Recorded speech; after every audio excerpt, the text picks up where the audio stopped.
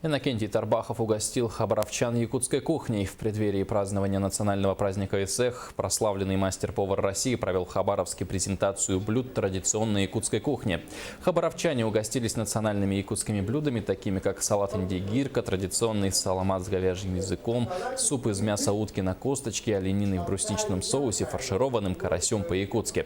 Повара, домохозяйки и любители кулинарных экспериментов проявили большой интерес к визиту якутского шеф-повара, расспрашивали его о нюансах и секретах якутской кухни. Тарбахов, в свою очередь, подчеркнул, что весь секрет в качестве продуктов и предостерег от чрезмерного использования приправ.